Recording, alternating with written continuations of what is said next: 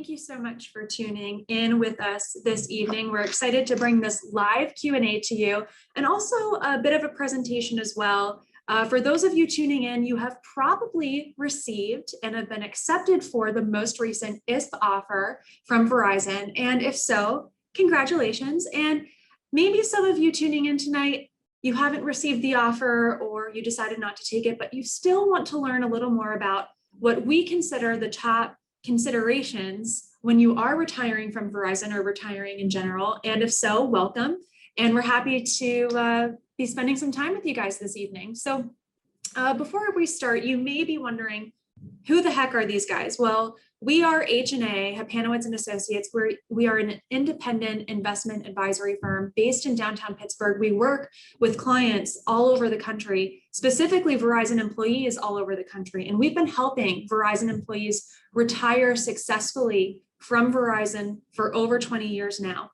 Now, that doesn't mean we're affiliated with Verizon. In fact, we are completely independent from Verizon. And that's actually a good thing, because what that means is that we are always in the position to provide unbiased and conflict-free advice to you and to your families. And we help you maximize your benefits. And with that, we're going to take some of your questions. We actually already have a couple of questions that some of you have submitted ahead of time, which we will get to. Before we do that, we're going to cover some of our top highlights or top considerations that we encourage people to keep in mind when they're going through the retirement process. So we're assuming when we go through this information that you are retired, that you are accepted for the offer, that you will be retiring from Verizon on September 11th, if you have not already retired on September 4th, depending on when your retirement commencement date is. And let's dive into it. So, Bobby, I'm going to turn it over to you. And let's first talk about some of the timing considerations when it comes to commencing your retirement benefits from Verizon. Sure. So the timing of when you elect your benefits is very important. And in terms of your pension benefit, there's one really important date in mind. That's the 10th of the month in order to get your pension commencement by the 1st of the following month. Again, at the 10th of the month, you need your pension election and authorization forms submitted to the benefits center. They would have to receive those. They'd also have to receive word from Verizon that you have retired, that you have submitted your last day worked, et cetera. For many of whom are on this call, that's September 11th. So again, October 10th is the deadline you want to keep in mind in order to get your pension benefit commenced by November. And speaking of September 11th, the EISP paperwork said a last day work of September 4th, of course. For some of you, for many of you, that was changed to September 11th. And it's possible that Verizon will request a manual calculation of your pension lump sum value if you have that September 11th date. And that's something important to keep in mind, because that could take a couple of days. That could actually take up to 10 business days to get that manual calculation. Nothing to panic about, plenty of time to get that manual calculation, get your pension paperwork, and have that submitted before the 10th of next month. But again, that's 10 additional business days that could take. So you'll want to think about that sooner than later. Make that call to the benefits center sooner than later to get that manual calculation done. So those are some of the important considerations with your pension benefit. In terms of your 401k rollover, it goes the other way. You want to wait 2 weeks after that September 11th retirement date in order to call for a 401k rollover if you are taking a rollover, if you're taking a withdrawal. The reason being, the Verizon 401k at Fidelity is a separate entity from the Verizon Benefits Center, is a separate entity from Verizon itself. So it takes a while for all those entities to communicate with each other. Typically, our experience is 2 weeks. It also takes about a couple of weeks for Fidelity to process your last payroll deferral into your 401k. So again, if you're retiring on the 11th, consider making that call to the 401k Fidelity a couple weeks after, right around the 25th of this month. Yeah, and actually going back to that pension benefit, specifically the manual calculation. So you only need a manual calculation if you're taking a lump sum, right? It actually might be worth asking the benefit center or asking your administrator that's assigned to you if it's worth having a manual calculation done. And the reason why I say that is because Casey and I are actually working with a Verizon employee right now who, when we first called the benefit center to check in on that updated retirement commencement date of September 11th, at first, the gal on the phone advised that we should be filling out that paperwork completely on our own. And then when we started talking about it a little more, she said, okay, I can help you do this. And that's when she came to the discovery that a manual calculation should be done. And the reason why is because if we had done it on our own and we just used the automated numbers as of September 11th, that lump sum value amount that would have been available to this Verizon employee was actually $7,000 less than what the lump sum value amount was from the original calculation.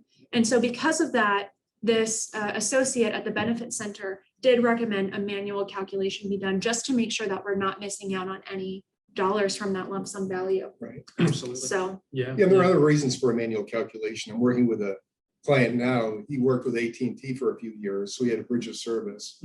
Because of that, his pension has to be manually calculated. absolutely. And again, I mean, the 10th of the month is that deadline. Here we are in early September. You have plenty of time to go ahead and take that step if you think it's appropriate to do so. So never a bad idea. And so just to recap, for those who are receiving the EISP offer and their retirement date is September 11th, soon as they can start to receive their pension benefit, whether it's the lump sum or the annuity, is 1st of November. Yes. Right? Okay, perfect. Okay, thank you. So let's move on to this second component that we wanted to discuss was, okay, so you're retired, the benefits are rolled over into your IRA if that's what you choose to do, or you keep them in your 401k and you want to start taking income from your accounts. Well, depending on the age at which you retire, there could be some age-related rules for that income and potentially some tax penalties. So Casey, let's talk about those age-related rules. Yes. Well, the first one is that golden age of 59 and a half. At that age, you can take a distribution from the 401k, the IRA account without that 10% penalty. Now, if you're retiring under the age of 55, you would have a 10% penalty. That can be avoided what's called the 72T distribution, where you're taking out a systematic periodic payment for the greater of 5 years or 59 and a half. So if you're at 54, you'd have to take out that distribution up until 59 and a half. If you're taking it out at 56, you'd have to take it out until age 61. So some folks use that age 55 rule to avoid the 10% penalty. Now for 401ks, there's an age 55 rule. If you're retired and separated from service in the year you turn 55 or later, you can take out a distribution from the 401k without penalty. And some folks do a mix and match between both the 72T and the 401k. Okay. And so to your point, just to clarify, if you retire at age 55 or older, between age 55 or 59 and a half, you don't have to just pick the annual 401k distribution. You can choose to use sort of a hybrid approach of the annual 401k distribution and a 72T, if Right. it made sense. Yeah, you have a choice at 55 to 59 and a half. Under 55, you probably. It's only the 72T, if you want to 72T. avoid the extra 10% in Right. tax penalty. Exactly. Okay, all right, let's move on to this last component, which is, you have your assets on the books, it's under your ownership now. What do you do with it? How do you manage it to provide income or serve whatever purpose it is you want it to serve? So Bobby, why don't you talk to us about setting up a solid investment game plan? Right. A really important part of implementing your retirement plan. And there's so much nuance, there's so much detail that we could go into in terms of setting up your investment game plan. With that in mind, everybody has unique goals, needs, financial situation, retirement situation. And with that, everybody should have a customized investment game plan as well. So with all that being said, we'll go over some of the highlights that you should be thinking about as you begin to think about your retirement investment game plan. And the first is, what is your goal? Are you somebody who's simply transitioning from Verizon to another employer and doesn't need to take income from your account yet? Well, then you might have more of a growth-oriented goal, and that could impact your investment game plan. Are you more cautious? So do you have a lower tolerance for risk? Maybe you're a capital preservation game plan. Are you actually in that retirement phase where you need income now? Well, that income plan is going to dictate a different investment game plan. So see, these are some of the factors that could dictate what components and to what extent you put those components you put in your investment game plan, such as the amount of stocks versus bonds in your portfolio, which stocks you invest in, US, international, as it makes sense, small size companies, mid-sized, large size companies, financial legacy plan, if that is a consideration for you. Again, those income needs relative to the size of your portfolio, all these things are going to impact what your investment allocation is going to look like. And then, of course, that's how you set your target allocation. That's how you set your game plan. And history shows us that the most successful investors are able to stick with that game plan regardless of the events. And we call that process of sticking with your game plan rebalancing. And rebalancing is merely that act of reviewing your targets versus where you are today and making the necessary changes periodically to get back to that target. Because again, we decided that target is what's appropriate for you and your long-term goals and needs. So again, it's setting that game plan and then rebalancing.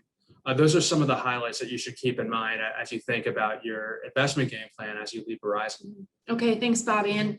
And to your point, whether it's the investment game plan or the other items that we talked about earlier in this presentation, we're really just scratching the surface when it comes to all the things that you need to think about when you are retiring from Verizon. And, you know, in all honesty, it is a quick turnaround time from when a lot of people discovered that they would be accepted for the offer and when their retirement date is actually occurring. You know, it's a week, maybe less. And so, you know, we really encourage you, work with your advisor, use the resources available to you, just to make sure that no stone is left unturned. And that being said, we do have some questions that were already submitted to us. We also threw in one or two here that we've received many times before in previous live Q&As and live webinars. So we'll ask some of those as well.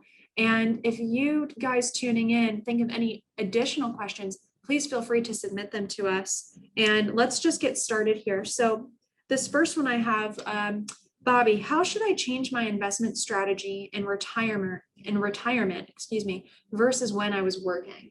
Yeah, this is a great question, and it's a great transition from that last slide we reviewed. A lot of it depends on your starting point, and a lot of it depends on your goals, those goals that we discussed that you might have going on into retirement or going on, you know, after your life at Verizon.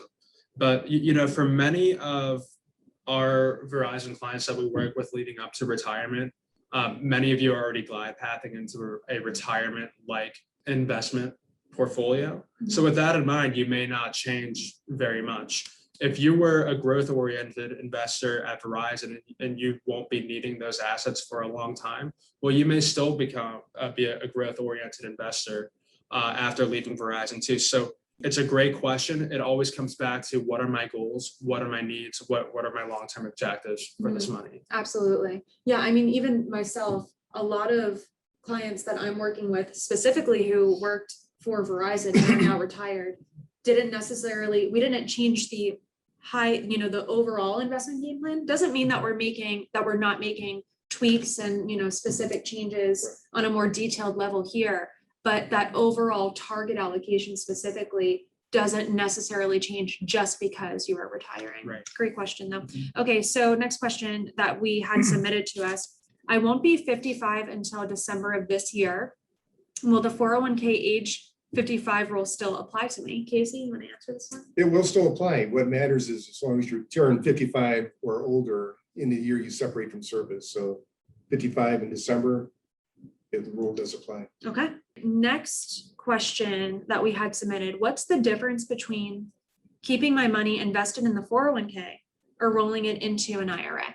Yeah, that is a great question. And, you know, the 401k, particularly the Verizon 401k, is a great wealth accumulation vehicle. And there's a lot of benefits to it. If you're comfortable with your investments that you have in your 401k to date, you can keep, as long as you have above a very low minimum threshold that Verizon puts in place, you can keep your assets within your 401k throughout retirement if you'd like to.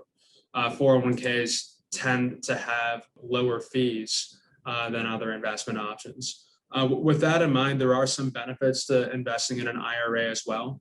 The first of which being in the 401k, you have a select few investment options. In the IRA, there's a much wider array of investment options available to you. Within an IRA, you can also have your assets professionally managed by an advisor. That's not possible at this point in the Verizon 401k. And this last one could be important to those of you who are taking income from your 401k or from those assets within your 401k. The IRA provides more flexibility in how you can take those withdrawals. You could take them on a monthly basis, or you have more flexibility in it versus with the 401k. As Casey mentioned before, you get one annual withdrawal from the Verizon 401k per calendar year. So those are just a couple of different factors to review. Now, Casey, I may have already asked this to you earlier on, but even if you're 59 and a half or older, you are subject to one annual withdrawal from the 401k, right? Yeah, once you're retired, just one per calendar year. Okay, perfect. Next question. I want to roll over my 401k into an IRA after I retire. Well, I need to fill out a distribution form with Fidelity. Casey?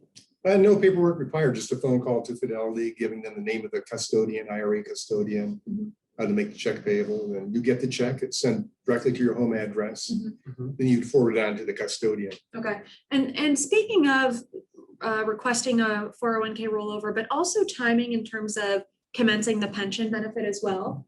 If you're going to do a lump sum pension rollover, and if you're going to roll over your 401k, what we have found in our experience is that having the IRA already set up is ideal. I mean, for the pension lump sum paperwork, you're required to have the IRA set up already. That's because the paperwork asks for the account number. And if you do it over the phone with them, then you're going to have that ready for them on the phone. You need to right? write them available. Now, when you call Fidelity to request a 401k rollover, you don't necessarily need to have the IRA set up to receive that check from them. But I mean, you're already going to need it for the pension lump It's sum. just through the transition. Exactly. If you have that IRA in place. You're going to need to get it deposited into there anyway.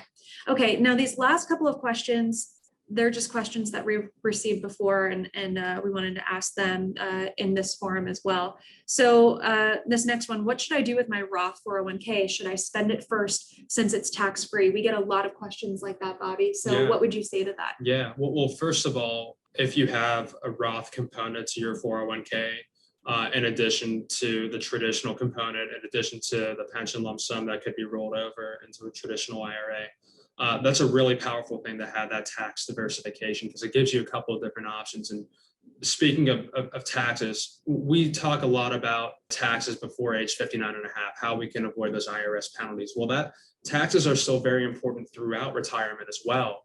And that Roth 401k could be a powerful tool for you to avoid taxes on any lump sum needs in excess of what you typically would take in income, particularly if you're going to take a lump sum, be it expenses for a home, a vacation. If those could potentially bump you into a higher marginal tax bracket, well, then you may choose to use that Roth 401k component where qualifying withdrawals are tax-free out of that Roth 401k. You may use that bucket for that one-off expenditure. Now, there could be other cases where you would want to use it first, where it could be advantageous to do that. But, in general, there are tax efficiencies that can be implemented when you have that Roth 401k component as well. And when we talk about tax-free Roth withdrawals, we're assuming that all of the stipulations and all the criteria are met.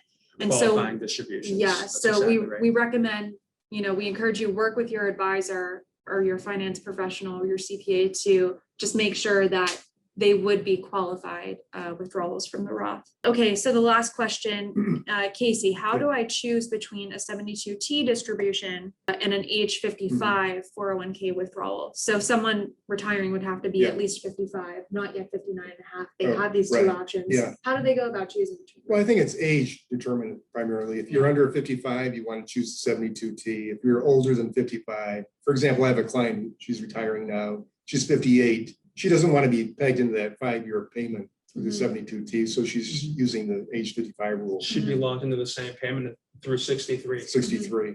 Yeah, once you start a 72T. It has to be the greater of 59 and a half, or 5 years. In her case, it's 5 years, which is age 63. Versus another Verizon retiree that we're working with, retired earlier this year at age 50. That 72T was very powerful because it allowed them to access their wealth without that 10% penalty at a much earlier age than they otherwise would have been. So again, very age determinant. And the size of the 401k, that you have to have enough assets in the 401k to make this age 55 rule work. So Okay, age and the size of 401k, yeah. Sure. two determinants. And I'd say the last component is what are your income needs, you know? Relative to So- the size of Yeah. that portfolio, Exactly. yeah. Yeah, so, you know, and going off of that, there have been 3 or 4 different people this year alone where they have, because of the age in which they are retiring, they're younger than 59 and a half, but they were at least 55. And so they had that choice between the age 55 rule, the 72T distributions, or a hybrid of both. And so what we did on our end is an internal analysis of both of those options and, you know, helped determine the pros and cons of one versus another option. And then we helped, you know, those individuals come to a decision in terms of what they want that income game plan to look like until they reach that age 59 and a half. And, you know, you have much more flexibility. Okay, well, that's it for questions that we have this evening. And our emails, as well as our phone number, are at the bottom of the screen. Search Hapanowitz and Associates on YouTube. If you would like to watch other Verizon centric videos, specifically, we have EISP related videos for those of you tuning in who maybe just wanted to learn a little more about the retirement process, but have not yet actually received or accepted an EISP offer, and you're still working and you're holding out for that next EISP offer, maybe. Definitely search us on YouTube, and feel free to reach out to us if you have any questions or want to discuss any of this further, and we will see you guys next time. Thank you so much for tuning in. We appreciate it. Take care, everybody.